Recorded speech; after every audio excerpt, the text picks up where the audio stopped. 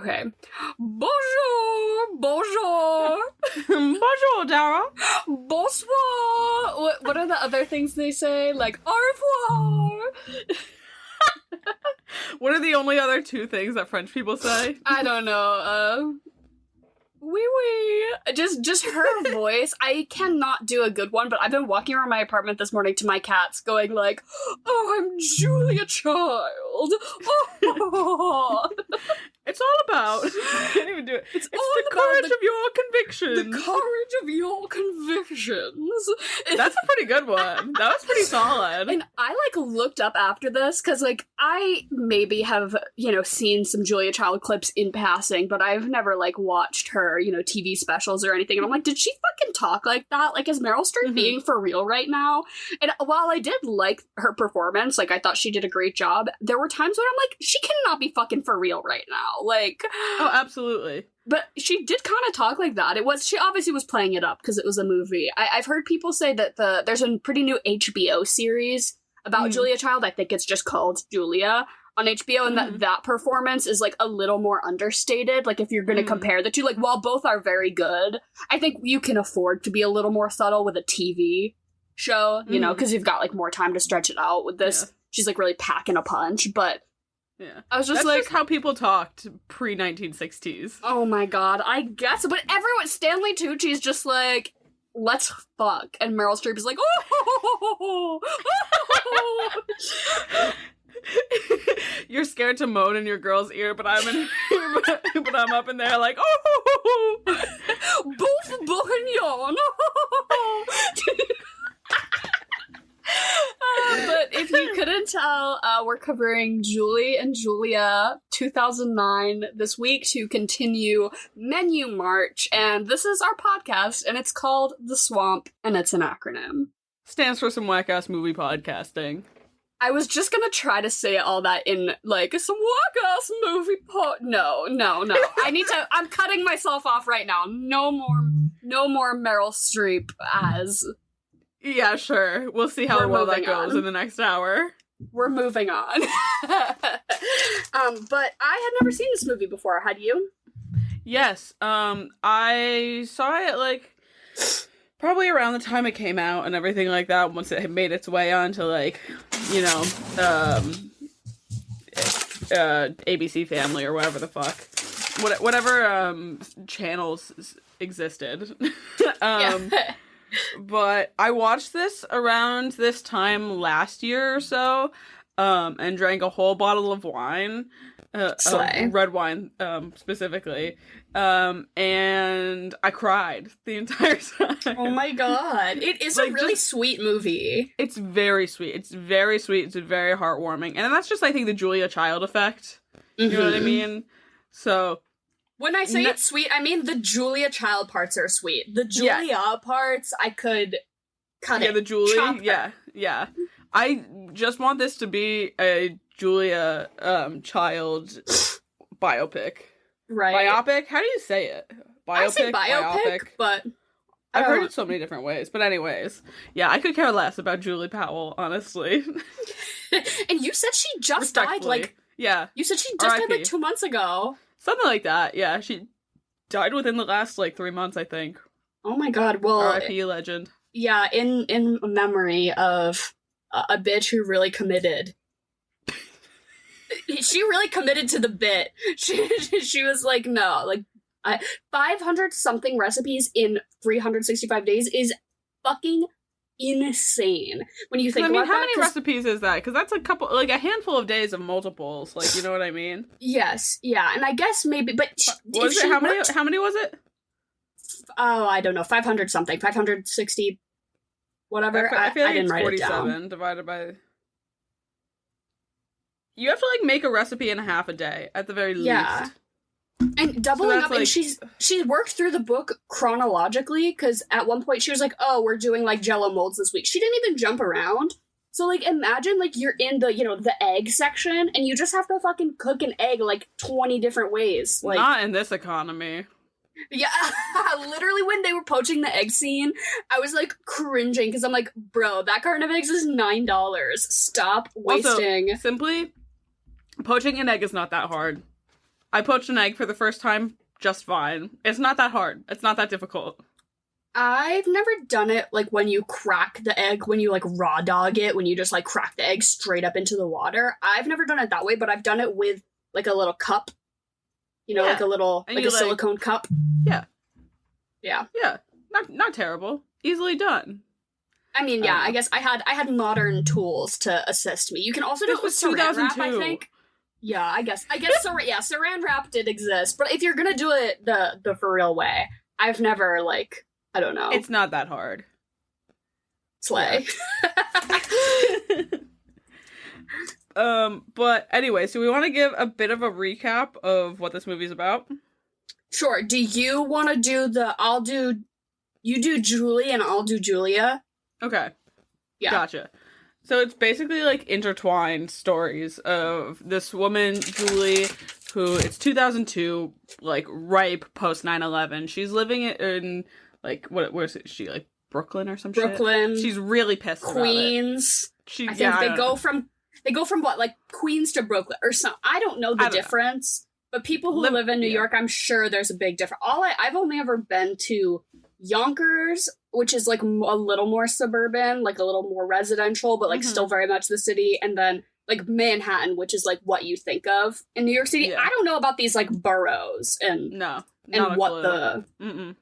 They talk about that other lady coming from Staten Island. I don't know anything about it. I just know that's where the rich people live, I think, because those are, like, if you have a house on Staten Island, but you have an apartment in the city if you're on the TV show Mad Men. But anyways, Julie is working at this, like, what would you call it? It's like, oh my god, it's post 9/11 insurance claims. Yeah. So it's like people who have insurance claims related to the fallout from 9/11, which I'm sure was a real thing, but it seems so fucking made up. It seems like in 2009, they're like, okay, the movie's set in 2002. What's the saddest job that's also, like soul sucking, you know, like it's sad, but it's not gratifying. It's like you're like at a call center for insurance, but let's tie it back to the big, you know. So she's doing that. Her life is feeling just very drab, pointless. She feels like she never finishes any of the projects that she starts. She started writing a novel, got halfway through it. Like, basically, that's her big issue. And she has this great love for cooking. Her husband is always gassing up her bruschetta. And she decides that she's gonna cook all of Julia Child's recipes from the Art of French Cooking? Mastering the Art of French Cooking, I think. I don't know, something like that. But Julia Child's, like, big cookbook, right? She's gonna do all, like, 547 recipes in 365 days, and she's gonna blog about it. And that's, like, the backbone of the movie. Why didn't she just pick the number of days that there were recipes, you know? Say you're gonna do a recipe a day, because that, at least, you stretch it out a little bit, like you just did the math that it was, like, 1.5 recipes per day. That's too much. That's too much. And she has a job. Bitch. What does her husband do? Because they must be going through ingredients like it's fucking nothing. Right. He's an editor. They just keep saying he's an editor. And he seems to be, like, working at home a lot. But they also say that their new apartment's closer to his office. So he must be fucking raking in the dough, because they're complaining as if they live in the slums. Their apartment is nice. They live in New York City, which is fucking not cheap, you know? And you have the resources to, not only is their apartment, what they say, 900 square feet, like, in New York City. It's adequate. You have to be making, like, you know, a relatively good amount of money, I think, to afford that. And also, the cost of these fucking ingredients. I was, like, trying to do a tally in my head, and then I just stopped, of, like, what it would cost you, like, pound for pound, what it would cost you to do this, like, cook your way through any cookbook, let alone this one that's 700 pages. Groceries are not cheap, especially, I think, in New York City. I don't know if this is right, but, like, you have to, like, get your shit from, like, specialty places. Like, you can't just go to, like, Stop and Shop. They don't have, like, huge super... I mean, they probably do, but, you have to go to the deli. But she seems to be going to these, like, specialty, like, you know, shops to get the right, you know, cheeses, meats, whatever. I'm sorry. Yeah. Whole Foods who? Like... There's this one scene where she, like, decides to go to the bodega to get, like, a handful of ingredients to cook something after she was feeling down. Ugh. And the amount of green vegetables on this giant wall, I was like, that's bullshit. No. That's absolutely bullshit. No shot. Mm-hmm. In her, like, corner store in the Bronx or whatever, no fucking shit. Mm-hmm. Do they just have... Like, the roots were still attached. It was, like, a thing of... It's, like, farmer's market level greenery, like, just ripped straight... Yeah, just your farm stand bodega.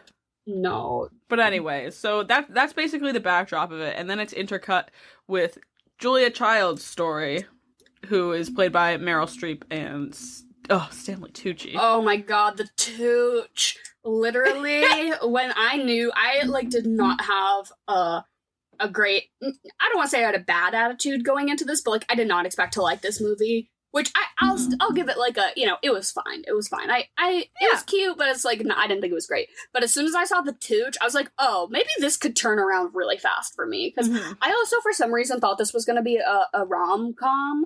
Like, that she was going to, like, fall in love. Like, wow. Like, I don't know. I think I'm maybe confusing it with, like, Eat, Pray, Love. Probably. Though they seem, like, very similar to me in my mind. I don't know. Mm-hmm. They're stored in the same compartment. But basically, around the same time, Meryl Streep is, like, giving a great biopic performance as Julia Child, and then it's just sort of intercut with this, like, Lifetime movie about this. It's, like, to me, I can appreciate what they were going for, of, like, trying to do something different or, like, intertwine the two stories, and obviously it's based off of this woman's book, so it's, like, you know, whatever, but I was just, like, the tonal shift, I was, like, always just waiting for the Julia Child parts. I was, like, okay, like, okay, entirely. Julie, let's move it. I don't need to see you. I don't need to see you cry over cooking a chicken for the 5th time. Like let's keep it moving. But like, it's the fact that, like, you know Meryl Streep, how she did, like, The Iron Lady, and Margaret Thatcher can fucking rot. I hate that. I hate that she did that. Like, I want her to give, like, that for Julia Child instead. Yeah, right, like a series. Honestly, I don't really think we need like, this is maybe my hot take, but I'm like, let's stop making biopics. Or especially about people that we all were, like, forced to learn about at some point in our lives. Like, tell me a story that I've never heard of before, you know? Tell me about some shit I do not know about. Like, I do not need the Elvis movie this year. I was like, are you fucking for real? Like, nobody needs to learn the life of Elvis. That's just not something anybody needed. Stole black people's music. Yeah. That's the old, like, let's tell a real story here. Right, but just any biopic in general, like, there's all this hullabaloo about, like, the Fred Astaire biopic, and there's gonna be 2 of them coming out of the set. Like, we don't need that. I don't need to learn about Fred Astaire. Like, I don't need it. It's because Bohemian Rhapsody happened. Ugh. And everyone lost their fucking mind for Rami Malek. I just don't. Ugh. I'm like, and now it's just, dude. Also, Justice for Rocket Man. That's the only biopic that, like, I will hard stan. Mostly, I just love the costumes and Taron Egerton. And Elton John.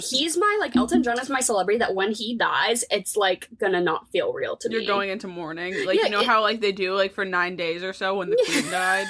Yeah. It's like that. It's not that I, like, love Elton John. It's just, I feel like he's just, like, such an omnipresent being that when he dies, it's like, he can't die. Like, he's, like, the Queen. Like, he can't die. But, you know. Exactly. But basically Julia... Anyways, back to where we were. Julia Child, her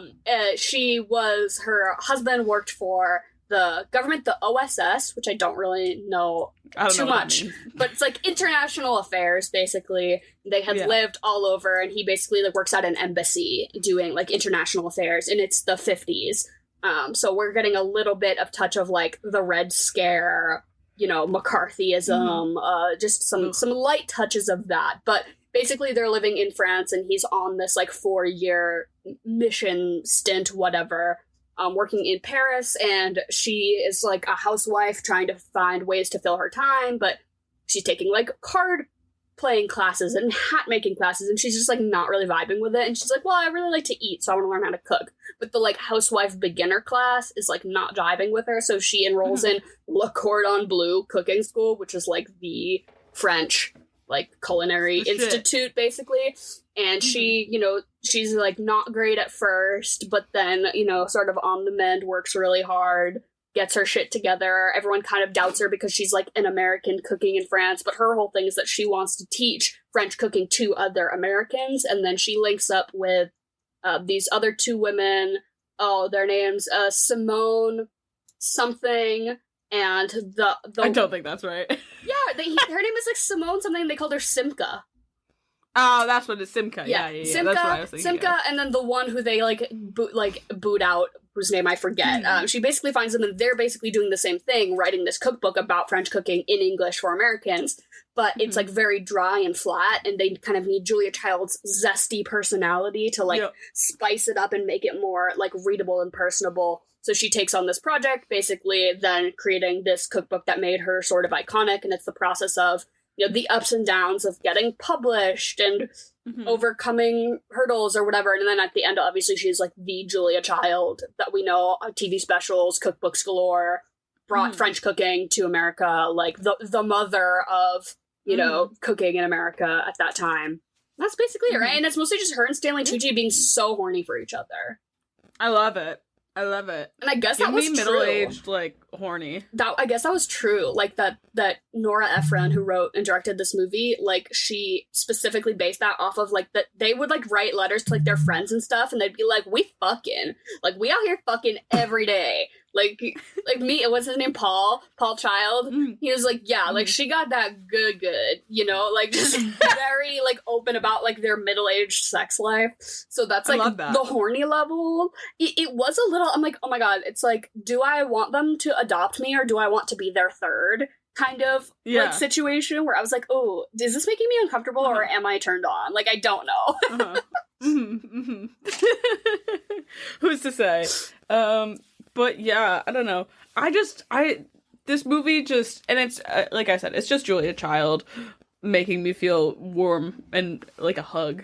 Yeah, and especially the scenes with jump scare Jane Lynch, who was not a jump scare. I love it. Oh my god. This casting was impeccable, but I was a little disappointed that, like, do you know in the movie Seven, how, like, David Fincher's Seven, they do the opening credits, but they purposefully omit Kevin Spacey's name because they don't want you to know that he's the bad guy, basically, for it to be like this big reveal that, like, oh, it's Kevin Spacey, and then at the very end of the movie, it's like with Kevin Spacey. I wish they did that with Jane Lynch for this movie specifically, because I didn't want to know, like I wish I didn't see it coming, because I saw her in the opening credits, and I was like, oh, I was like, when's she gonna pop up? And I knew, like, I'm like, that has to be who she is. But when her little blurb in the middle, I thought was so fucking good. She is an icon. Dude, my tall girls, tall girlies, they must have put these bitches on stilts. Yeah. Julia Child was 6'2", and Meryl Streep is 5'6". So they did a lot of, like, foreground positioning that she would just stand a lot closer to the camera than, like, Stanley Tucci. If you notice, like, a lot of scenes, it would be, like, her, like, you know, sitting closer or whatever to, like, make her look physically bigger. But also, like, the shoes, also, they would crop, like, below the knees out of a lot of scenes to not show you that she was literally on, like, wood blocks. Yeah. How tall is Jane Lynch is my question. I feel like Jane Lynch is a tall Actually guy. Tall, yeah. I feel like they probably didn't have to stilt her up as much. She's 6 foot. Yeah, I love it. Oh my god.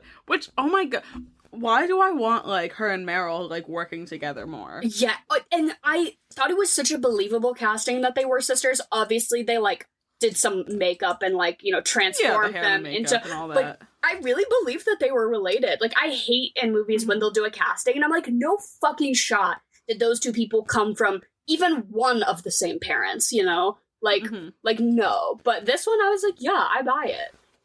And their energy was so good. So good. I loved that. Yeah, I don't know. It's just like, I got whiplash from this movie. Just going from Julia to Julie. it's just like you can't compete. You can't compete with Julia Child. You think you're gonna be a likable character presence to me? Not a shot.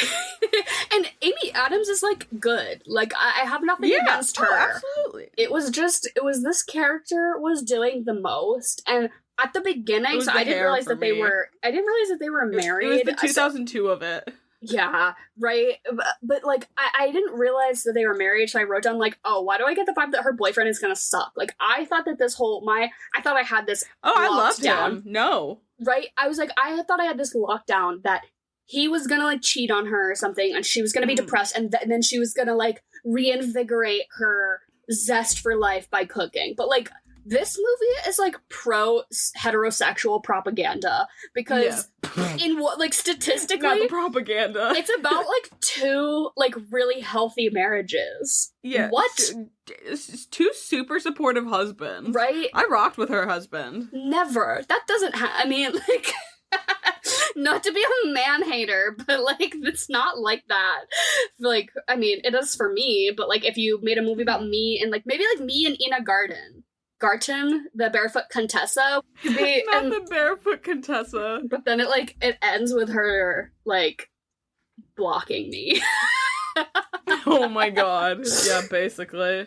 But yeah, I was really surprised to see a movie about like 2 like supportive husbands, because usually it's always like the shitty husband and the wife has to like find a way to reconcile with like, you know, all the time she's lost or whatever. Also, they never talked about having kids. I thought that like them having kids was going to come up at some point, and him being like, you know, I thought that like maybe she's barren. I don't know, a whole thing. The only, well, I mean, it is with Julia. That's basically, there is that one really sad scene where Julia Child kind of gets news that sister Jane Lynch should not be having kids. That's a geriatric pregnancy. Like, that's not okay. I mean, if you want to do like modern day healthcare, you know, you can have a safe pregnancy above the age of 50. But like, how old are they supposed to be? Well, because Meryl Streep died. Julia Child died in 2004 when she was like in her 90s. 96. So that puts her at what age, like in the 50s? Was she supposed to be in her 30s? Because I was not buying. I wasn't buying that either. She's at least 40 something. Yeah. But yeah, no, that's one thing, like, I did really like that scene where Julia Child kind of breaks down to her husband, because like, I mean, obviously, like, you get the entire like context of it like immediately, which I feel like a lot of movies, like, I don't want to say now, but like I think there's a fair amount of movies that kind of miss the ability to just like get that detail in without making it a whole plot line. Yeah. I feel like everything these days needs to be explained thoroughly, and it's exhausting. Like, I thought that it was a 1-minute scene, and like you get to know so much about her and her husband and their relationship through that, and that's it. They never touched on it again, and I thought it was one of the more I mean, not thought, like, it was one of the more heartbreaking scenes in this movie. Yeah, not to compare this to, like, Marvel movies, but I feel like a lot of, like, but just, like, a lot of big blockbuster movies, the writers and directors don't put any faith in their audience's intelligence. Like, you have to write a movie like, we're 2-year-olds. Yeah, write a movie as if your audience are competent adults, and that is not the case. And that's why we get the, like, he's standing right behind me, isn't he, kind of dialogue, I think, a lot now, because it's like, yeah, it's like, because, you know, if you don't explain it enough, it's quote-unquote confusing and whatever, but that's like, just, I don't know, put faith that your audience is not fucking stupid. Yeah. And not that this movie is have any, at least like, 4 brain cells. And not that this movie is, like, any, like, intellectual, cerebral, like, it's none of that, but yeah, I agree, just that one little scene of, like, and she says, like, oh, I'm so happy for her, but, like, you can tell in her voice that it's the other thing. Yeah. I thought, yeah, her performance in this was so great. I think while the highs were very high, she took, you know, the lows to balance it out pretty well. It was just so chaotic, though. Like, in the scenes where they were having dinner parties and stuff, and everyone else is just talking like normal people, and Meryl Streep was over here being like, oh! I was like, it's a lot. I mean, yeah, Meryl Streep did get an Oscar nomination for this. Slay. Who beat her? Who won that year? It's 2010. Ew, Ana de Armas is nominated for Blonde this year? Yeah, it's controversial. Did you see that? Absolutely fucking not. Oh, Sandra Bullock won for The Blind Side. Which okay, yeah. Yeah. Which is, again, these two movies are in that same font. Yeah. Same word, different fonts or whatever. Same font, different words. It's the 2009. Yeah. The thing. Oh my God. Here's the thing. I absolutely loved Julia and Paul's wardrobe. I wanted it. I wanted their entire wardrobe. The hats. The pants, Julia's pants, Paul's shirts, and her little ties. I want all of it. Again, the whiplash that I got going back to 2002. Oh my God. Seeing the heinous shit they put poor Amy Adams in. Her haircut, it didn't look bad on her. She was pulling it off, but it's so, like, the difference between, like, you put that haircut. You know who she reminded me of? Lena Dunham in this. No! Not Lena Dunham yet. It was a little bit girls. And we're anti-Lena Dunham on this podcast. Yeah, it was giving the girls a little bit, I would say. But the haircut, if you in 2023 you make a movie and you give that haircut to somebody, no shot they are not a lesbian. Like, I'm sorry, that, like, the little spiky mullet, that is the photo that every queer woman showed their hairdresser, like, fresh out of the pandemic. Like, they'd been cutting their own hair for a while, and they're like, let's go with, like, a little choppy mullet. Maybe the more subtle, you know, because there's some aggressive mullets out there, which I am a fan of. Love the revival of the mullet trend. Yeah. Couldn't be me, but this picture was like every queer woman in 2020 had this haircut. Oh, absolutely. Oh, I was gonna do another Julia Child impression to introduce Jen, but I promised that I was gonna hold back on that. I was gonna do another, like, bonjour, but I've been doing a little too much of that this episode already. So this is me awkwardly transitioning into our interim podcast segment. My lovely mother, Jen, is here. She's going to say two things. We're all going to say which one we like better. It's called chocolate or vanilla. Jen, how are you? I'm good. How are you guys doing? I'm great. Pretty solid. Awesome. And you have been this month, you've last week established that all of the chocolate or vanillas are going to be, you picked a restaurant and you do all of the chocolate or vanilla choices from menu items. Yes. This is correct? So that is correct. What is the restaurant this week? The restaurant is Alex Cornicelli's Restaurant Butter in New York City. Okay, slay. You know what you should do? Cheesecake Factory. That shit goes crazy. Except, is it chicken tikka masala, like, that is actually good, or is it chicken tikka masala from the Cheesecake Factory? Because those are two very different. You know what I mean? Like, Cheesecake Factory, why are you doing such a myriad of cuisines? Like, it's concerning. Mm-hmm. Alex Cornicelli is a Food Network TV chef who we watch a lot of Food Network in this household, and we definitely like her. And you and I have been to New York on a handful of occasions, and we've never been to her restaurant, but we have hid in the lobby while waiting out some rain before. This so is true. that was pretty exciting. But I think we've looked at the menu, and it always seems like a little too out of our, like, tax bracket, like, not just for payment, but also for, like, I don't want a single piece of asparagus for my meal. Like, that's just not really for me. You know, even if it's the best way you can prepare an asparagus. I totally chose this as a very upscale restaurant. Yeah. Okay. Which it goes with, you know, the food in this movie is, you know, fine French cuisine. So this will be somewhat fitting. Okay. So let's get into it. All right. Chocolate or vanilla? Chocolate. Vanilla. Chocolate. All right. So for your drink, the butter martini, which is citron vodka, pomegranate liquor, Cointreau, and a splash of pineapple, or this drink called A Pleasant Afternoon, which is cucumber-infused gin, dry vermouth, Galliano, and lemon.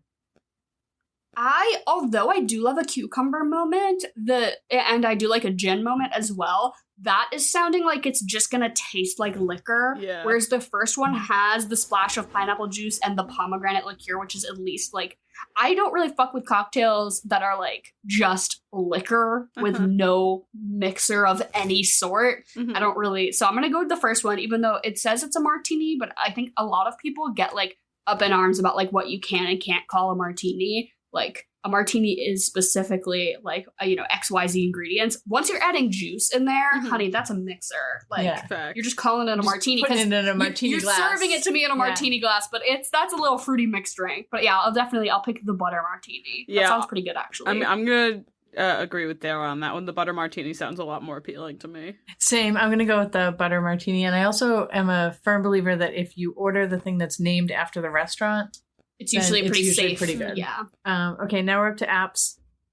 So the burrata has graffiti eggplant, tomato, Calabrian chilies, and Thai basil. Or the gnocchi mac and cheese has melted petite basque and aged cheddar. I will go for that gnocchi. That sounds fucking fire. As an appetizer, though, gnocchi are pretty heavy as an app. I'm like an adult who doesn't like uncooked tomatoes, which is just a hurdle I'm gonna have to get over in my next 7-year taste buds cycle. Yeah, I feel you. I'm the same way. I like sauce. I like it if it's incorporated, but just a straight tomato situation is not really for me. I'll go with the gnocchi. Yeah. What was my first option? It was burrata. Burrata. Yeah. Whatever. Burrata. I actually with think eggplant, tomato. I think I'm gonna go with the burrata. I do love a burrata. Yeah, that's also graffiti eggplant. That sounds like that's my rap name. Hey yo, what's up? It's graffiti eggplant. Yeah, I do really. I agree with you, Dara. I'm not a big uncooked tomato person, but burrata is my safe appetizer usually when I go out. Yeah, I'm gonna go with the burrata too. Just a big ball of cheese. It's always so good. Yeah, gnocchi is too heavy for me. Next appetizer is the salami board. Salami with an E, by the way. Marinated artichokes, olives, and cottage bread. Or the thick cut veal bacon with red wine mustard. Slay, just a piece of bacon as my app. Yeah. I'll go with that. I don't really... The olives on the first one are really throwing me off. I'm not an olive girly. I'm not a salami girly. I'm cold cuts don't do it for me at all. I find them a little bit vulgar. A little bit processed. It's really good. They're not good for you at all. No, something about it. It's not for me. But yeah, bacon I can rock with. I'll go with the veal bacon. Perfect. Me too. I'll take the thick cut bacon. I don't know if the red wine mustard comes on the side. That sounds hot. It's probably a glaze. Yeah. Next one for your main course. The shrimp a la plancha with roasted fennel, cara oranges, and guajillo chili, or the blackened salmon with steamed spinach and grilled herb vinaigrette. The first one, what is throwing me off here? The fennel. You don't like fennel. I don't fuck with fennel, but I especially don't fuck with salmon. So I'll go with the shrimp. Yeah, I'll rock with the shrimp as well. I wish I could be a salmon girly, but again, I think that's in my next cycle of taste buds. I'm going to go with salmon. We've been eating a lot of salmon yesterday. One of my coworkers was talking to someone and she said, "Oh, salmon is like the new steak." That's what she said. Salmon is the new steak. I've only ever liked it when it's on a bagel with lox. Yeah, salmon is the new steak as far as trendy, food trends. Yeah, she was just like people go out and are looking for a good salmon. Oh, interesting. Yeah. Maybe that's again above my tax bracket. The next one is braised boneless beef short ribs with American polenta and aged balsamic, or the Creekstone Farms filet of beef Wellington with hen of the woods mushrooms and a port wine reduction. Shit, both of those sound fucking good. I've never had a beef Wellington, but the concept of any sort of meat wrapped in pastry sounds fucking awesome. But that first one, the braised beef with the polenta and I have to go with that. The first one, the braised, was it short rib? Yeah. Yeah. Well, I think I think I'm going to go with the short rib on this one as well. As much as I agree, I've never had a beef Wellington, and I would have to get it somewhere to have it kind of thing, because I'm not just making that on my own. But, I'll get that another time. I'm going to go with the beef short rib. Okay, maybe I'll go with the beef Wellington. I agree, these both sound awesome. I think we should try to make beef Wellington. Let's try to do it. Can you make it with one of those cans of pastry that you pop? Pillsbury? Yes. I'm gonna go with probably not. I'm gonna go with you probably shouldn't. I bet if you, without the influence of me, if you approach Henry on your own and ask him to, like, you like almost challenge him, like, he'll figure it out. He will make it for you. Yeah, let's do that. Yeah, almost like bait him into it. Be like, I bet you couldn't, and then he'll do it, and it'll be really good. If I said that to him, he would know you told me to say it. So true. So next one is for your sides: grilled broccolini with toasted sesame, or smashed potatoes with smoky blue cheese and bacon. Easy. I don't like. I like potatoes, but I don't fuck with blue cheese. But the broccolini, toasted sesame, I love a sesame flavor, sesame oil in like cooking when done right. It's like, So yeah, I'll go for her because blue cheese kind of skeeves me. I love blue cheese, and I love potatoes, and I love bacon. So that sounds perfect. A smashed potato, hot. Absolutely, I'm on that. Dara makes really good smashed potatoes. I just double the amount of butter that any person should reasonably consume. Very Julia Child of you. I make good cheesy potatoes. Yeah. It is just like equal parts cheese to potato, and that's why it's so good. Emphasis on the cheese. All right, next one is the smoked double cut Berkshire pork chop with pan roasted garnet yams, or the slow roasted Acre Farms chicken with lacinato kale and pickled torpedo shallots. Ooh, a pickled shallot. I like the sound of that. Also, I think between a pork chop and a chicken, I'm going to typically go with chicken. Yeah. So. Well, I just feel like I have, and I think a lot of people do, pork chop trauma. I don't know.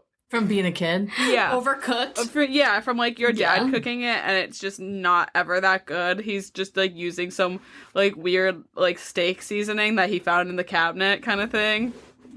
Just to like get by, because like your mom bought pork chops and now he doesn't know what to do with them. Maybe that's just my experience. But I feel similarly, but we would have them with applesauce, pork chops and applesauce. And it's because you have to drown it in something like wet because it's so tough and dry because it is overcooked. I am the queen of overcooking meat though, because just the idea of making anybody sick with undercooked meat like wigs me out. So I fed my kids a lot of overcooked meat. Yeah. I've finally figured out like one or two like pork chop recipes that like I can make that are actually decent. But I'm always going to pick chicken over pork chops, so. Yeah, same. I'm going to go with the chicken with the kale and shallots. Also, when you watch the cooking shows, they pickle something really quick. My idea of pickling something is it is like sitting in that liquid for like months. In someone's basement. And it is like soft.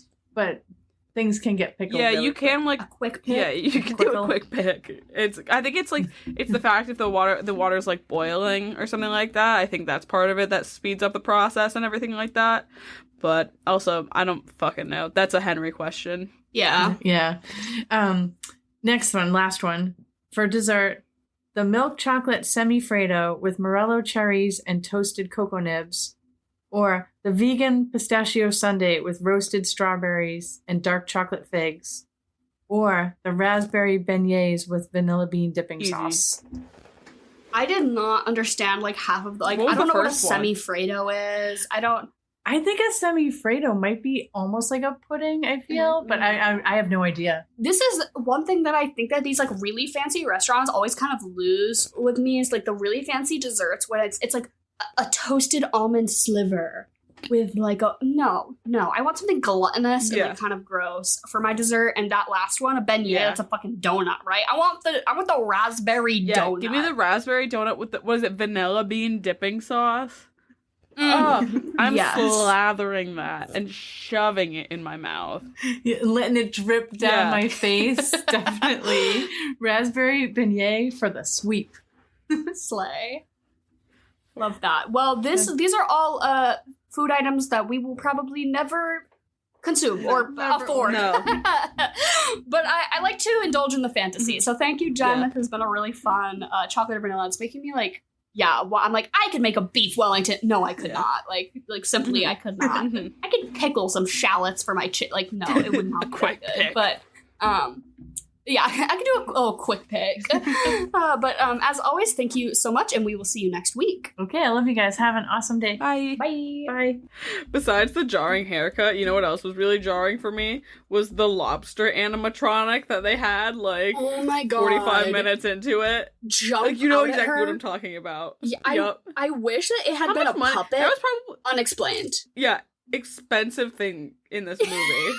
It's like you know how in Everything Everywhere All at You could Once, have just got a lobster. You guys could have just got lobsters.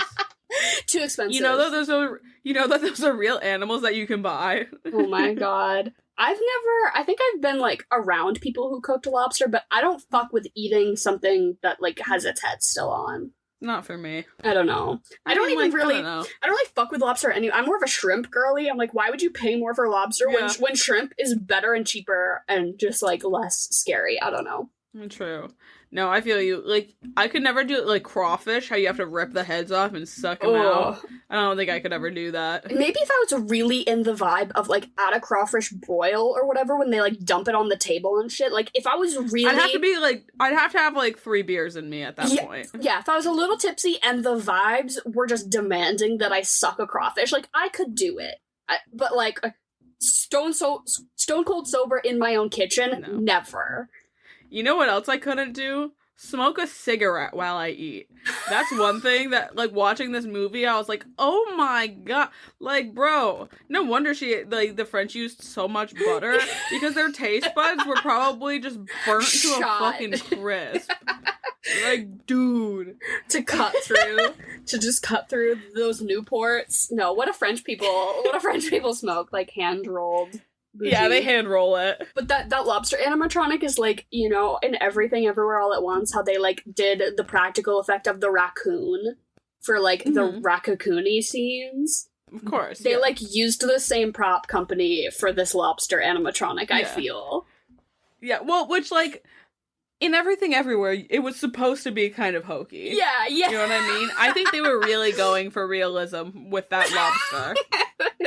Also, the way that, like, the pot was, like, jostling, I don't think that happens. I don't know enough to prove otherwise, but I don't think that the lobsters are, like, fighting for their life in there. I think they just kind of chill until they perish, you know? Yeah, I don't know. Well, they also had the detail of, like, you can hear because lobsters scream when you boil them, and they added that in. You could hear their little shrieks. That's why you put a knife through their fucking face. Because they scream. What? I haven't never heard of this. Lobsters scream. Yeah. There were a couple of moments during this movie that I actually found to be like genuinely very funny, and it makes me kind of want to go watch When Harry Met Sally, because that's another Nora Ephron, like it's, you know, same writer. And have you seen that movie? Please tell me you've seen it. No, I've never seen it. Oh my god. Yeah, Dara. so that movie's amazing. I'll have to give it a shot, because this is one that I really liked the writing and the dialogue in this. It's usually something I have a lot of gripes with, but I did find a lot of the dialogue to be like quippy, but not like corny. Like some of it was corny, but like some of it I actually really did enjoy, and that's what I think is lacking in a lot of rom-coms for me, is that I find the dialogue to just be so like unbelievably like shit that I just can't even like invest myself in it. But this, I really two moments that like actually get, like, you know, I like exhaled hard out through my nose kind of laugh was when he was singing Psycho Killer, he was saying Lobster Killer. I thought that was really cute. Also, when her and her 3 rich friends go to their Cobb salad lunch, and each of them orders a Cobb salad without one key ingredient, I'm like, that is like SNL level comedy gold. They did not harp on that for long enough. I thought that was so funny. The one thing that I rock with Julie for, is that she ordered it without the egg. No eggs. Hell yeah, she's right for that. Yeah, I do think... Dude, fuck a hard-boiled egg. Last week, in Chocolate or Vanilla, we talked about the hard-boiled egg situation, and I've gotten so many TikToks about deviled egg supremacy, and I'm like, it's Maya sending these vibes through my TikTok algorithm to punish me for being a hard-boiled egg hater. Yeah, my partner was like next to us listening to us do chocolate or vanilla, and we all like started ripping on hard-boiled eggs. They were just slack-jawed next to me. That is not an uncommon opinion. I do not think it's a hot take to hate hard-boiled eggs. But no, I don't think so either. But we'll have a showdown about it sometime this month as they join us for. I think we're doing the menu. Yeah, I don't think eggs come up in that one though. I don't think so, but I have a feeling the egg situation will arise. I'm gonna pit you two against. And by that I mean I'm gonna pit you two against each other. I'm ready to fight to the death for my opinion about hard-boiled eggs. Ugh. I want to edit a photo of their face onto Emmett from Twilight when he's holding the bag of, like, eggs in the cafeteria. Like, that's you right now. That's how you fucking sound right now. This is your call-out pose. Is there a chef who, like, loves hard-boiled eggs? Because then that's gonna be the chef that blocks me at the end of my journey. Good question. Couldn't say. I don't know I don't think I'm knowledgeable enough to pick, like, if I had to cook all the way through a cookbook, like, who I would do, you know, like, which chef I would want to, like, cover to cover do. I don't know if Alton Brown has any cookbooks, but I do really like... Oh, I fucking love Alton Brown. I really like how he does stuff that's super simple, but he explains to you, like, the science behind every decision that's made. Henry and I love Good Eats. Like, that they're like, we're gonna do an entire episode on, like, oil versus butter and what choice you should make in what situations. And, like, like that's really interesting to me. So I think something like that, because that could also be kind of cost-effective, too. Because, a cover-to-cover, like, you know, fancy cookbook, if you're gonna do, like, I don't know, some fancy chef, couldn't be me. Yeah. I don't know who I would do, but I do have a cookbook. I have, oh god, what's his name? Hold on. Joshua Weissman? Let me go to my... Yeah, I have his cookbook. I hate his personality as a creator, but I think that respectfully, I just think he's a lot. I just hate the over-the-top, like, blah, blah, blah, blah, blah, this is how you should be doing it. But, like, he does have really good recipes. Like, his ramen recipe is the one that I always go to. It's... So, I do like his book. But other than that, I got a really great gift from a friend this Christmas, and it was just a recipe book just for potatoes. Oh, I love that. It's gorgeous. I could do that. I think I gave Henry Action Bronson's cookbook one year, which is that sounds good. It's like half cookbook and half like photos and half like him like telling story. Like it's like part memoir, part cookbook. I don't really know, but it's like a coffee table book more than an actual cookbook for anything. But I think the only other like recipe book I own is my uncle gave me a Mr. Boston handheld cocktail for all Mr. Boston. Like Mr. Boston is the lowest shelf vodka you can possibly buy, and he's like, very Massachusetts. He's like, like that was like the liquor that, like, if my friend's sister was pissing her off and asking her for, like, to buy her booze, she would show up with Mr. Boston. Oh my god, yeah, it's the worst. But on my 21st birthday, he was like, I just have this lying around, do you want this? I'm like, yeah, this is iconic. Mr. Boston cocktail book, that's gonna be my cover to cover. Is the Mr. Boston. It's the Mr. Boston.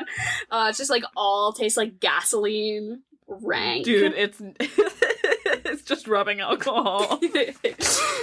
But I think it's, like, funny that these past two movies we've chosen, we went from, like, the Twitter movie to the blog movie. Because last week we covered Chef, which is all about, like, how this 9-year-old, like, harnesses the power of Twitter to promote Jon Favreau's culturally insensitive food truck. Oh my god. And this, I mean, that's an overstatement, but this movie also, I think, is, like, sort of the, like, dramatization of, like, early 2000s blogging. Because I'm like, I do not believe that a soul would have been reading her shit. I'm like, I'm sorry, you signed up on, like, blogspot.com. It was, like, julieandjulia.blogspot.com fully. And the fact that she, like, was really popping off at the end, I'm like, I just don't believe that without any prior, like, exposure as a writer, because her whole thing was she was like, I wrote a book, I wrote half a novel, but no one would publish it. And I don't really know how that shit works, but I'm pretty sure you have to finish your book before you ask people to publish it. Like, unless you have already written books, you know, then you get, like, backed by, like, a fucking agent or whatever. But if it's your first book, you don't, like, send half a book to a publisher. Obviously, they're gonna be like, no. Like, are you crazy? But yeah, I don't know. The blog of it all really set the 2002 timestamp for me. Absolutely. Now, one of my favorite parts about this movie, though, was that it's right at the end where Julia gets the letter from the publisher saying like we want to publish your book and everything like that. That's the scene that makes me fucking cry every time. Like, her just celebrating with Paul, and she's just towering over him, and they're both screaming. It's so fucking cute, and it's so fucking sweet. And, like, for me, one of the things that I love too is the soundtrack that this movie is set to. I think it's outstanding. It's Alexander Desplat who does, like, all of the stuff for Wes Anderson. He did, like, a handful of the Harry Potters, Little Women, like, Twilight, all, like, Twilight! Anything and everything. I didn't know he did Twilight. Did New Moon. I love that. Yeah, he is an outstanding composer, and I love a lot of his stuff, so once I heard that come on, I was like, oh, shit, yeah, I remember exactly one of the reasons that I love this movie. Yeah, no, he's got a fat and the range catalog. Too. Like, between, like, from Wes Anderson to Twilight to this movie, like, that is, you're covering your bases, sir. Yeah, The Shape of Water, like, he's the one that did Grand Budapest Hotel, which is one of my favorite soundtracks. You know, it's just amazing. But yeah, that's one of those things, like, definitely that detail also makes me a little nostalgic with this movie. Because I love a good soundtrack, dude. I know you're the same. Yeah, I guess I haven't, like, there's also something to be said about, like, I don't think I thought too much about it, which is also a good thing. You know, like, it was never, like, distracting, or I don't know. But also, I do think that the tonal shifts between the Julie and the Julia scenes was, like, I picked up on, you know, it's like for time period shift. I appreciated that. Yeah. But I wish that Julie's husband, so, like, okay, she is full on hyperfixating, because not only is she like, she wears the pearls 24/7. She's not just cooking through the cookbook, but she's making it her entire life. She's making it everyone else's. It's all she ever talks about. It's all they ever watch on TV. Everything he says, she finds a way to relate it back to Julia Child, which is so, like, when your friend is going through a really deep hyperfixation and you're trying to be supportive, but you're like, I cannot hear about, you know, this anymore. Like, there's nothing more for me to extract out of this, but you're, you know, trying to be a good friend, which I guess the Julia Child hyperfixation, I guess you get to eat a lot of bomb food out of it, which is good. But, like, her literally cosplaying around the house as Julia Child, I'd be like, we need to do, like, an identity check. Too much. We need to check back in with reality for a little wellness check. We're doing a wellness check with Julie. Because when they get in, rarely am I ever on the side of the man, but when they get in their little their little fight, I kind of agreed with him. I'm like, she needs to fucking chill out. Absolutely. No, he's entirely right. But the way that she's, like, cosplaying with the pearls, I wish he, like, got in on the hyperfixation and got really into Paul, and he got a little matching turquoise ring. That little middle finger turquoise ring that Stanley Tucci wears was so hot for no reason. So like, sexy. I wish Julie's husband was like, I'm also gonna cosplay as Stanley Tucci. I would have died.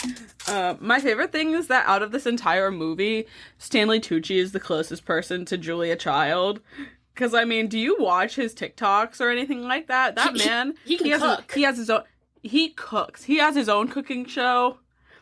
Gorgeous. I just love him. I love Stanley Tucci so much. I would do anything for him. I also, like, I don't think any, like, cis straight men who are like problematic in this way listen to this podcast, so I don't really think that this is a hot tip for anyone listening.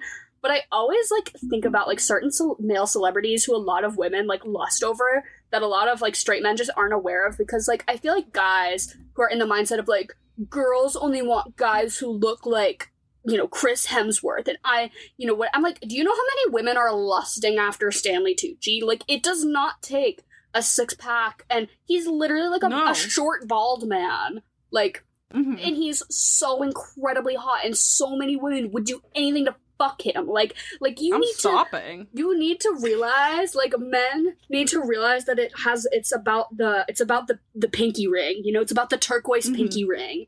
And it's about chopping an onion really fast, you know? This is the Jon Favreau last week, Stanley Tucci this week. You do not need to be conventionally... I mean, I think they are both somewhat conventionally handsome or attractive or whatever, but, like, you do not need to be super... Jon Favreau? I mean, he's not an ugly man. He's, like, fine looking.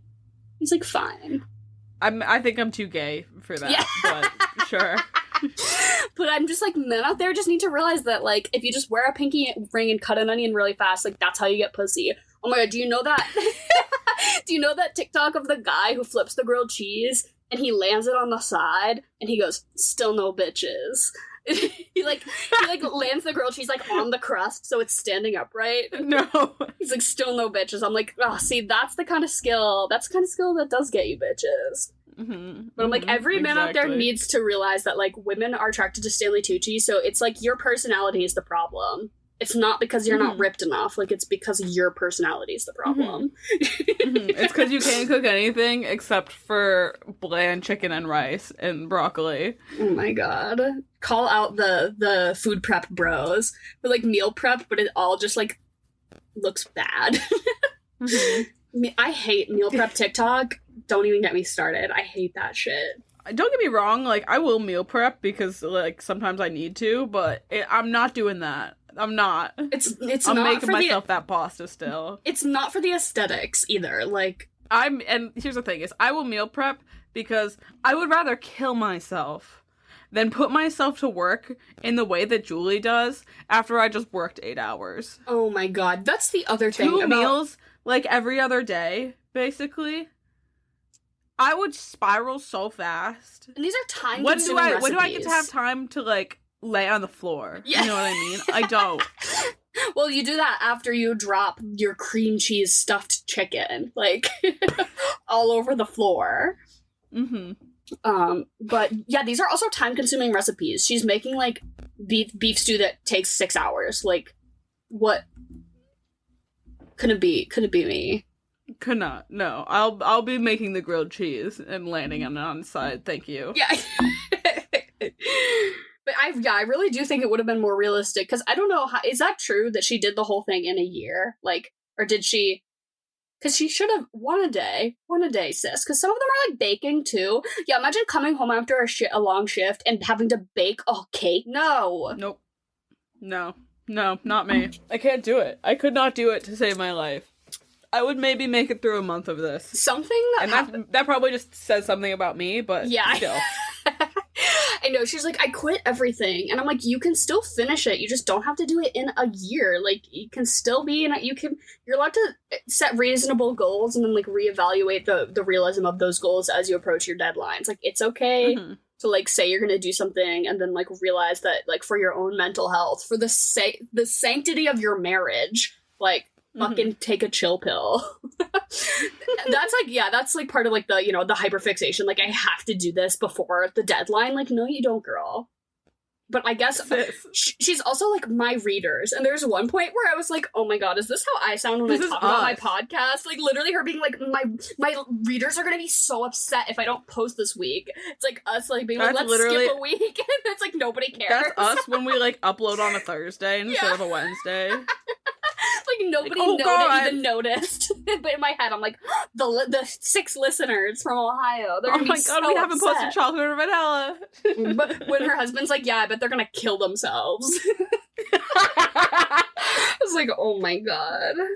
But yeah, her talking about, like, she's like, my fans. She's like, I don't even realize that I even have them. And they're, like, sending her fan mail. She's, like, getting hot sauce in the mail. She's like, I didn't even realize people read this. I'm like, you have to have had like some sort of analytics on your blog, right? Like you can see page views. It was 2002. They didn't have that anymore at that point. I think they did, because I feel like I had probably not in 2002 because I was a toddler, but I feel like I had like a DIY Blogspot blog, and you definitely could see like page views on the like. I'm sure the dashboard. Yeah. But the thing about this movie that I did like, as far as like, because it's a pretty cut and dry story. It's no twists and turns. It's pretty basic. Like there's nothing that really crazy, nothing too surprising. But something that I really did enjoy was that at the very end, she like gets a call that Julia Child does not like her blog. that she didn't say that she hated it, but she used some, we don't get the actual like verbatim quote, but she is basically told from this reporter like that Julia Child does not care for it, and she's like, would you like to comment? And I thought that this was gonna, because this is towards the end of the movie, and I'm like, oh my god, are we opening up a new storyline of like, now she's gonna have to find Julia Child and confront Julia Child, and it's a whole like don't meet your heroes thing, like. But she just sort of, like, has a breakdown of it and then immediately just goes back to being obsessed with Julia Child. And the whole thing never, like, resolves. And I'm like, I like that this movie ended with the audience under the impression that Julia Child did not fuck with this bitch. Which, I mean, this movie definitely dramatized it a little bit, because I looked into this. And I think what Julia Child said was, like, she just kind of was like, I don't think she's that good of a cook, basically. Because I'm sure throughout the blogs, I think she had made some criticisms of the cookbook and everything like that, and Julia Child was like, I worked my ass off for this for 8 years, and the fact that she has a problem with some of these recipes says more about her than it does about me. Don't think she's a very good cook. And that's basically what it was. I like that. Also, did it ever, like, come about that, because I know it's 2002, but did she ever post pictures of the shit that she was cooking? Because I'm like, how do you do a food blog and you're not actually she's, like, not actually documenting the shit that she makes. Like, she just went on there and was like, cooked a beef bourguignon today, burnt it, LOL, TTYL, XOXO. Julie. Gossip girl. Right? Like, but I'm like, if you're doing a food blog, I feel like 90% of the intrigue is the visual. Absolutely. Right? So I'm like, was it literally just words? Because that fucking sucks. Who wants to read that? Like, I'm sorry, but that sounds so boring. Mm-hmm. But I liked that, like, we sort of ended on that discordant note between the two of them, that like they never you told me that they never actually met in real life, but sort of like the closest they ever did come to like interacting was her just being like But the thing that like also got me is the end scene when they go to the Smithsonian and they like go see her kitchen, which I thought was a really like a beautiful shot, and then it like transitions into the real kitchen, like very cute, whatever. But she fucking leaves a pound of butter just by like the guest book. It has like, okay, first of all, you're in Washington, D.C., right? So let's assume that the Smithsonian's in D.C., right? Yeah. Yeah. Let's assume that you are like, so you're traveling because you don't live there. You went to a store, bought the butter, put it in your purse, like went through museum security, like traveled to the museum. There's no way that butter is anything but like soggy, like soft. Oh, yeah. Room temp. Yeah. And you whip that shit out of your little purse and leave it in a public space for some poor museum employee to have to clean up, like, this melted, rank butter. Oh my god, imagine nobody notices and it just, like, starts to fester. I know you're, like, doing a little cute, like, moment between, like, you and your idol, but don't fucking leave food in public spaces like that. Like, that was so rude. I was like, I could not believe her. I could not believe her. Out of all the unbearable shit you did in this movie, you really ended it like that, huh? And butter's expensive too. Yeah. Just a pound of butter. Rotted. Yeah, no. Rotted. I've been to the outside. I don't think you can go in, but Julia Child's house in Cambridge, Massachusetts. I've been to it. I've walked by really? it. Yeah. Nice. Yeah, it's lovely. It's just a house. It just has like a plaque that says like historical landmark, Julia Child's house. It's nothing really special, but cute. Yeah. Is it like a museum? Or I does don't know. someone live there now? I don't know. I don't think you can go in, but I think there's just like a plaque on the outside, like on the sidewalk, that just says like, "Hey, So look." it's just a house that's unoccupied. I bet somebody lives in it. I don't know, maybe, or I don't know. Interesting. I'd have to look into it. Yeah. But do we want to get into our regularly scheduled programming? Yes. Okay. Fuck, marry, kill. Obviously, we have a main 4. So do we want to Fuck, add marry, fight? kill, fight. Mhm. Yeah. Okay, Mhm. I'm gonna fight Julie. She's pissing me off. I'm fighting her. Like I don't even want to kill her. Like, I want to fight her. I Yeah. want to fight. I want to fight with the end goal of kill.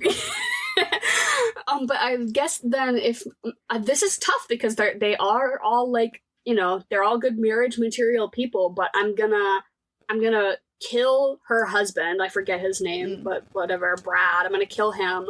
I'm gonna marry Stanley Tucci, and I'm gonna fuck Julia Child. She's gonna make Dude, I me bet like Julia Child was a freak in the sheets. right, and she's gonna make me a little snack after. It's gonna be really cute. I bet she's gonna big spoon the hell out of me, Ugh. and then we're gonna have the craziest meal of our lives. Just like a post sex, like what is it, Coco Vin, like chicken, Yeah. like wine. She just whips it out. She has it in the bedside table, like she had it like on a warming plate, ready to go. Mm-hmm. Mm-hmm. Yeah. I think I entirely agree with you there, because like I don't want to have to kill her husband, but like I will. Yeah, this one He doesn't do that much for me. Stanley Tucci is the ultimate supportive husband. right, but I feel like this one you could almost just like roulette wheel it, and whatever you end up with, it's like, yeah, you know, like some situations are better than others, but like I would fuck any of them. They're all hot, you know. I'd probably You fuck Julie? Yeah, I mean, you know, it's Amy I couldn't. Adams. She her character It's is the not hair for me, but me. yeah, see, I like it. It's the hair and having to take off the tights underneath, Oh like the my wacky tights God. underneath the wacky skirt, and then the button up and like taking her pearls off. Taking her pearls off. We can incorporate those. We can find a way to No, incorporate like- those. Like Julia, like pearls stay on while we're fucking. Julie, yeah, no unless, oh my god, she wants to do roleplay. She wants to like read the historic letters about like Paul and Julia's sex life, and she wants to like reenact them. And she wants me to be Stanley Tucci. Yeah, I think that's absolutely right, because I want to marry the Tooch, Yeah. and obviously, yeah. But here's the thing: is if I'm having a post-sex meal, this is what's, and mind you, this is my recommendation for if you watch this movie. This is what you're serving. Oh, okay. Okay, rolling into the next segment. Yeah, rolling in. This is what I want post-sex. This is what I want while I watch this movie. Just a nice, homey, hearty French onion soup. Ugh, I love. Because I mean, like, any of the shit, like, I'm not ripping from the movie. I'm not making bouffe bourguignon. I'm not making coq au vin. Like, I'm not poaching an egg. I want something that's going to be hearty and warm and just cozy, the same way that Julia Child is. And for me, that's a French onion soup and a bottle of red wine. I love that. That's also like it's it's difficult enough to cook that you do feel accomplished, but it's not like undoable, you know. Not like, crazy. Like it's Just takes a attainable, little but time. you're gonna have to like read a recipe like maybe twice, but like you'll get it, you know. Mm-hmm. You're gonna have to chop What a about bunch you? of onions really fast. Exactly. I also agree that like ripping something straight from this movie is a little like contrived and also unrealistic. Don't make a beef stew. Boof. Catch me out here calling beef boof for the rest of my life. Like, yeah, I'll have the boof. But like, yeah, don't make a stew that takes 3 hours. Like, don't do that to yourself. Don't bone a duck. Whatever that means. Here's But- what you don't want to do is be Julie. You don't want to be Julie in this. Yeah, You want to be Julia. You don't want to be doing the most, but I also said it would be kind of funny to just eat something like that takes no time or effort. So like a boxed mac and cheese, like do like a ramen, an instant ramen, like something that it has zero heart, zero complexity, zero skill required, but like it's still delicious. Like an Annie's white cheddar mac, like just rock that, and then like they're always drinking shit out of like gimlet glasses. and martini glasses. Like in both scenarios, like both generations are always drinking shit from fucking martini glasses. I'm like, have your Diet Coke. Like, have your normal, whatever you usually drink, like nothing special, but just drink it out of a martini glass with, and serve your Annie's Mac on like the nicest china you have, which for me is still just like from Target, but I think cut up a hot dog and put it in the mac and cheese?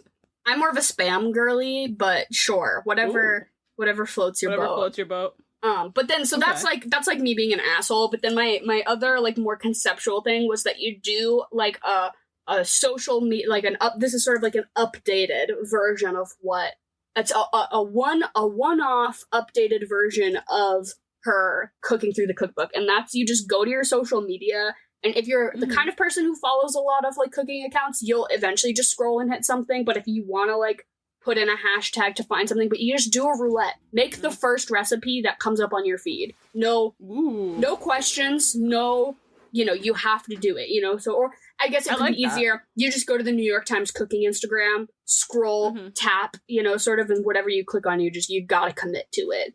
I like that. Yeah, I think that could be like a fun, because it could be a challenge, but also, interesting, fun. I don't know. I was brainstorming. And then, because that's, I don't do that per se, but I do like save a lot of recipes from online to make later, which is like, I think our generation, the modern day cookbook is now just like TikTok. You should see how many, I have like a folder in my TikTok for all of the recipes that I've saved. But so what movie are you following this up with? So I like that you brought up, what is it? When Harry Met Sally. I think that is a really good follow-up, because it is still, what's her name? Nora Ephron? Yeah. I think it's the better movie. I think it's an amazing movie. And it's not quite the same, but if you were very much involved in the, I don't know, the sort of this style of movie, and you want to go from this to basically the same movie, and also starring Meryl Streep and Stanley Tucci, you rewind 4 years, you go watch The Devil Wears Prada. Oh, that is exactly what I was going to say. My soft recommend would be you do the other Amy Adams Meryl Streep movie, and you watch Doubt, which is like kind of a hard pivot because it's a way more serious. Yeah, but that's but truly there is no other answer other than watching The Devil Wears Prada. This whole time I was like, it's the better movie. I want to pivot and watch The Devil Wears Prada right now is all I thought during this whole movie. Yep. Again, a girl getting way too involved in the work that she's doing. Yep. Her boyfriend starts to not support her. Yep. She's obsessed with Meryl Streep. Yup. And Stanley Tucci is the best character. Yeah, right. Exactly. And it's also like Meryl Streep on the opposite end of the spectrum. Like, she's here being this, I don't want to say like bumbling or homely, but just like a very like, the most like comforting, soft, force you warm, could ever loving imagine. to like bitch, like cunt. Stone cold. Opposite ends of the spectrum. And then I guess Stanley Tucci a little less so, but like from supporting husband to gay coworker. That's a little bit of a, whatever. But yeah, there is no other answer other than The Devil Wears Prada for this. Prada. Yeah, easy. For sure. Easily. And what are you gonna rate this movie? I'm gonna give it a 5 because I think it's fine. I like it because I like the Julia aspect of it, and I think that part of the movie is really great. But again, like I've gone over for this entire episode, Julia I could really live without. The 2002 of it, I don't really care. I just want the Julia Child biopic. Yeah, for sure. I also agree. Solid 5. We are on the same page today. Yeah, it was fine. It exceeded my expectations, but my expectations were very low. So yeah, fair. And that was our second installment of Menu March. Obviously, we will be doing the menu at some point, but I also will post on our Instagram a little poll for some write-ins because we still are not like married to any particular schedule this month. So anything that you guys think of, and it doesn't need to be like a food-centric movie like we've done. If there's just a movie with one scene where people eat that you think is like amazing, like it just has to, we play fast and loose on this podcast with our theme connections. So it's like in Twilight, how she's shaking the ketchup bottle so ridiculously. Like we've already covered Twilight, so if that was going to be what you were going to say, rewind back 100 episodes or so and you can find that. But yeah, any food movie, I'll put a little poll on our Instagram, but if you missed that, feel free to DM us, as well as any other movie suggestions, non-theme adjacent, just anything you think would be fun to hear us talk about, or our month themes, chocolate or vanilla themes, anything, merch ideas. We recently had a really great listener comment a merch idea, and it was to do the swamp in the Reese's font after the Jesus Camp like reference. And I mean, it's a reference of a reference, so if you just want to think of it as the Reese's peanut butter cup font, like that's layer 1, but then like if you've seen Jesus Camp, that's layer 2. But if you want to check that out, the link to that is in our bio. We have I think I made wine glasses pretty recently, just like so we have some like silly and stupid merch if you want to check it out. And yeah, all the links to all of our other doodad shenanigan social media pages, whatnot, are in the description below. Also, our personal Letterboxd accounts, I never really promo that, but I put them down there every week. If you use Letterboxd, feel free. I'll probably follow you back. Like, I always follow back on Letterboxd. Just because I think that shit is so fun. So yeah, that is down there as well. And we love you all. Thank you so much for listening. And bon appetit! Goodbye and good night.